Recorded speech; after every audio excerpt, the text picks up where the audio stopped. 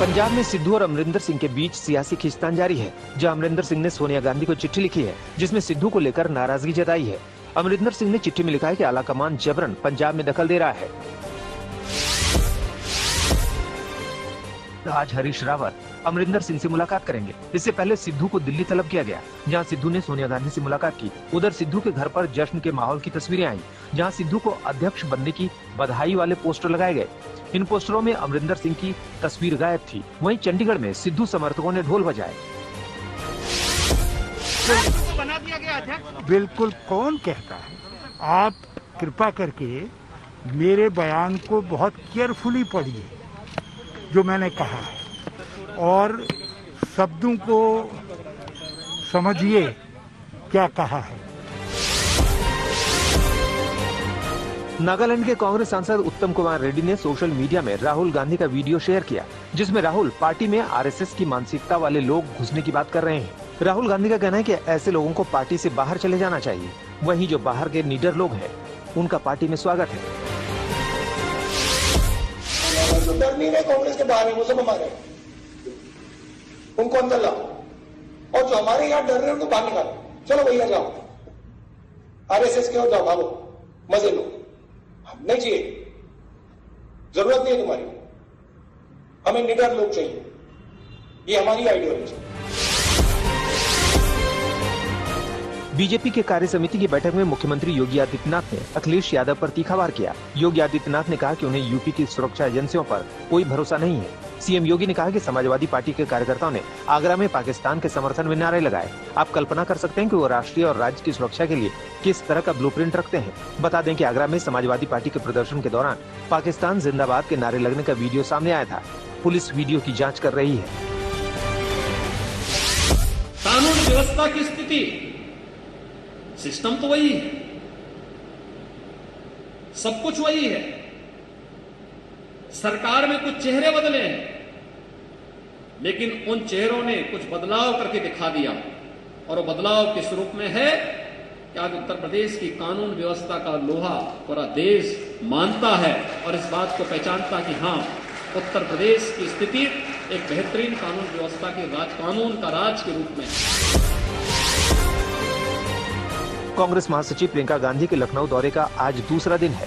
प्रियंका आज पार्टी पदाधिकारियों के साथ बैठक कर यूपी विधानसभा चुनाव की रणनीति पर चर्चा करेंगी। कल लखनऊ में प्रियंका गांधी ने गांधी प्रतिमा के सामने करीब 2 घंटे का मौन प्रदर्शन किया था। इसके बाद योगी सरकार पर हमला बोलते हुए प्रियंका ने कहा कि यूपी में संविधान को नष्ट किया जा रहा है, प्रदेश में लोकतंत्र का चीरहरण हो रहा है। उत्तर प्रदेश में संविधान को नष्ट किया जा रहा है, लोकतंत्र का चीरहरण हो रहा है। जब जिला पंचायत के अध्यक्षों और ब्लॉक प्रमुखों का चुनाव है तो आपने हिंसा फैला दी।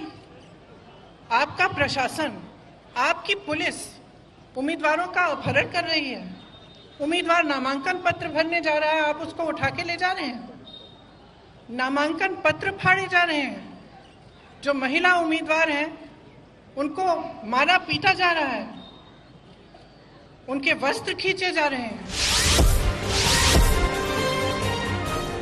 पाकिस्तानी प्रधानमंत्री इमरान खान की टिप्पणी का आरएसएस की ओर से कड़ा जवाब दिया गया है। आरएसएस के प्रचारक इंद्रेश कुमार ने कहा कि अपना आतंकी और तालिबानी चेहरा छिपाने के लिए इमरान खान संघ को कोसने के काम में लगे हैं। उज्बेकिस्तान के 2 दिनों के दौरे पर पहुंचे इमरान खान से जब भारत पाकिस्तान की दोस्ती पर सवाल किया गया तो उन्होंने कहा कि आरएसएस भारत और पाकिस्तान की दोस्ती के बीच दीवार है।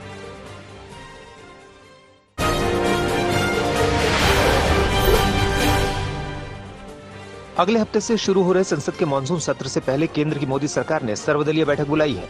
सर्वदलीय बैठक के अलावा एनडीए की भी बैठक होगी। इन दोनों ही बैठकों में प्रधानमंत्री नरेंद्र मोदी भी शामिल होंगे। ये बैठक 18 जुलाई को होगी। सत्र से पहले सर्वदलीय बैठक सुबह 11 बजे बुलाई गई है, जिसमें प्रधानमंत्री नरेंद्र मोदी पूरे समय बैठक में शामिल होंगे। इसके बाद एनडीए की बैठक होगी, जो दोपहर बाद 3 बजे बुलाई गई है। टी सीरीज के मैनेजिंग डायरेक्टर भूषण कुमार के खिलाफ मुंबई के डीएन नगर पुलिस स्टेशन में रेप का केस दर्ज हुआ है। 30 साल की महिला ने कुमार पर रेप का आरोप लगाया है। महिला का कहना है कि भूषण कुमार ने उसे अपने प्रोजेक्ट में काम देने का लालच देकर अलग अलग जगहों पर ले जाकर रेप किया था। महिला के मुताबिक ये घटनाएं 2017 से लेकर 2020 के दौरान हुई थी। पुलिस ने भूषण कुमार के खिलाफ आईपीसी की धारा 376, 420 और 506 के तहत केस दर्ज किया है। निजामुद्दीन मरकज खोलने के मामले में दिल्ली हाई कोर्ट ने केंद्र सरकार को जवाब दाखिल करने के लिए 2 हफ्ते का समय दिया है। दिल्ली वक्फ बोर्ड ने मरकज खोलने की मांग को लेकर कोर्ट में याचिका दायर की थी। वक्फ बोर्ड का कहना है कि डिजास्टर मैनेजमेंट नियमों के मुताबिक धार्मिक आयोजनों में भीड़ इकट्ठा करने पर रोक लगाई गई थी, लेकिन पूजा स्थल बंद करने का कोई निर्देश नहीं था। मरकज को पिछले साल तबलीगी जमात के आयोजन के बाद 31 मार्च को बंद कर दिया गया था। संस्था पर कोरोना काल में देश विदेश से भीड़ जुटाने का आरोप लगा था। प्रधानमंत्री नरेंद्र मोदी ने गुजरात को कई प्रोजेक्ट्स का तोहफा दिया है। उन्होंने वीडियो कॉन्फ्रेंसिंग के जरिए गांधीनगर में 5 स्टार होटल के नीचे बने रेलवे स्टेशन के अलावा कई बड़े प्रोजेक्ट्स का उद्घाटन किया। इसमें aquatic and robotics gallery, Gujarat science city में नेचर पार्क शामिल है। इसके अलावा पीएम मोदी ने गांधीनगर से वाराणसी के बीच चलने वाली एक सुपर फास्ट ट्रेन और गांधीनगर से वरेथा के बीच चलने वाली मेमू ट्रेन को भी हरी झंडी दिखाई। प्रधानमंत्री और गृह मंत्री अमित शाह इस कार्यक्रम से वर्चुअली जुड़े। नेचर पार्क बना है, ये विशेष रूप से मेरे नन्हे साथियों को बहुत पसंद आने वाला है।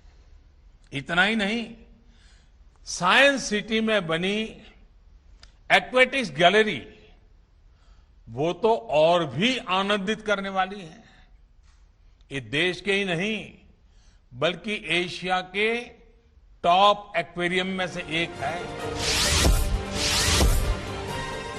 आईसीसी ने T20 विश्व कप मुकाबलों की ग्रुप की घोषणा कर दी है। दिलचस्प यह है कि भारत अपने चीर प्रतिद्वंदी पाकिस्तान के साथ एक ही ग्रुप में है। दोनों सुपर 12 में ग्रुप 2 में है। आखिरी बार दोनों टीमें 2019 के वनडे वर्ल्ड कप में भिड़ी थी, जिसमें भारत ने बाजी मारी थी।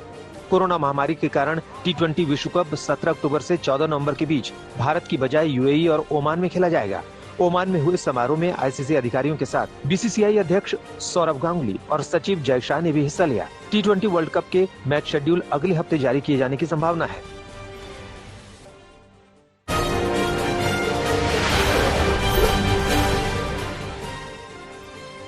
दिल्ली से सटे गुरुग्राम के एक होटल के स्विमिंग पूल में डूबने से 2 युवकों की मौत हो गई। बताया जा रहा है कि 4 युवक होटल के स्विमिंग पूल में नहाने गए थे, जहां हादसे में 2 युवकों की मौत हो गई है। उधर युवक के परिवार वाले इसे हादसा मानने को तैयार नहीं है और हत्या का शक जता रहे हैं। पुलिस दोनों युवकों के शवों को कब्जे में लेकर मामले की जांच कर रही है।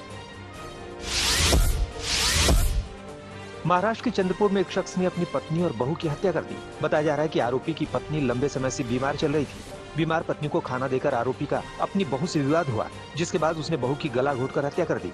बहू की हत्या के बाद आरोपी ने अपनी पत्नी का भी गला घोट दिया और फिर खुद पुलिस में जाकर अपना गुनाह कबूल किया। गुरुग्राम में करीब 7 महीने पहले हुई हत्या के आरोपी को पुलिस ने गिरफ्तार कर लिया है। हत्या के बाद लूटे गए मोबाइल की लोकेशन के जरिए पुलिस आरोपी तक पहुंची। पुलिस के मुताबिक पिछले साल 20 दिसंबर को लेजर वैली इलाके में एक शख्स की पत्थरों से कूचकर हत्या कर दी गई थी। हत्या के बाद आरोपी मृतक का बैग, पर्स और मोबाइल फोन लेकर फरार हो गया था। करीब 7 महीने तक आरोपी ने लूटे गए मोबाइल फोन का इस्तेमाल नहीं किया, लेकिन फोन शुरू करने के बाद पुलिस लोकेशन के जरिए आरोपी तक पहुंच गई। यूपी के सहारनपुर में फल का कारोबार करने वाले एक शख्स का शव आम के बाग में लटका मिला। मामला सहारनपुर के अलीपुर गांव का है। परिवार वालों ने कारोबारी के पार्टनर पर हत्या का आरोप लगाया है। मृतक के बेटे के मुताबिक मुनाफे की रकम को लेकर उसके पिता का विवाद चल रहा था। कुछ दिन पहले उसके पिता से मारपीट भी की गई थी। परिवार वालों के बयान के आधार पर पुलिस मामले की जांच कर रही है।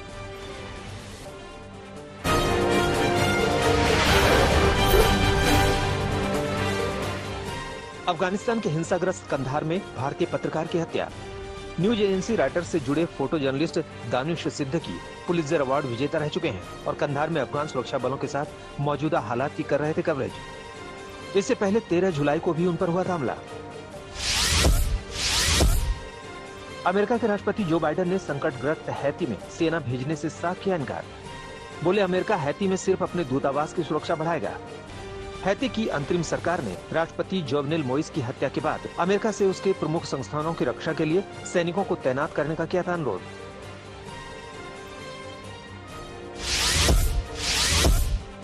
ईरान के खुजस्तान राज्य में पानी की किल्लत को लेकर फूटा जनता का गुस्सा। आक्रोशित प्रदर्शनकारियों की पुलिस से हुई जबरदस्त भिड़ंत। रोडवेज पर जाम लगाती जनता पर पुलिस ने किया शॉटगन का इस्तेमाल। तेल के कुओं के लिए जाना जाता है ये इलाका। बाढ़ से बेहाल बेल्जियम की मदद के लिए आगे आया इटली। अपनी सेना के विमानों से इटली ने सिविल डिफेंस डिपार्टमेंट की रेस्क्यू टीम को भेजा बेल्जियम। बाढ़ग्रस्त इलाकों में फायर फाइटर्स, रेस्क्यू जीप और हेलीकॉप्टर के साथ इटली की टीम बचाव अभियान में जुटी। जर्मनी की राइन और मोसेल नदियों के संगम पर दिखा बाढ़ का कहर। समंदर जैसा दिखा नदियों का नजारा। जर्मनी में बाढ़ से अब तक 80 से ज्यादा लोगों की मौत की खबर। लापता लोगों का आंकड़ा पहुंचा 1000 के पार।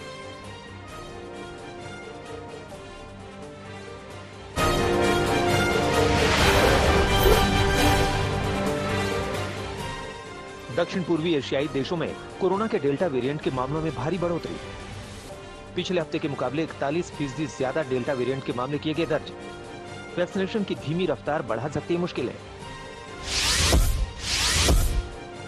अंतर्राष्ट्रीय ओलंपिक आयोग के अध्यक्ष थॉमस बाक हिरोशिमा पहुंचे। 1945 के अमेरिकी बमबारी में मारे गए लोगों को पीस मेमोरियल पार्क में दी श्रद्धांजलि। बाक के दौरे के चलते हुई भीड़ को लेकर लोगों ने की आलोचना। कोरोना इमरजेंसी के समय बाक के खिलाफ 70,000 लोगों ने लिया हस्ताक्षर अभियान में हिस्सा। स्पेन के प्रधानमंत्री पेड्रो सांचेज ने ओलंपिक के लिए टोक्यो रवाना हो रहे खिलाड़ियों को दी शुभकामनाएं और बधाई। टोक्यो जा रही नेशनल डेलीगेशन से पीएम ने बड़ी गर्मजोशी के साथ मोन्क्लोआ पैलेस पर की मुलाकात। कोरोना इमरजेंसी के चलते टोक्यो ओलंपिक में अंतर्राष्ट्रीय खिलाड़ियों के लिए जारी किए गए हैं कड़े नियम। टोक्यो ओलंपिक में हिस्सा लेने युगांडा से आया एक खिलाड़ी हुआ लापता।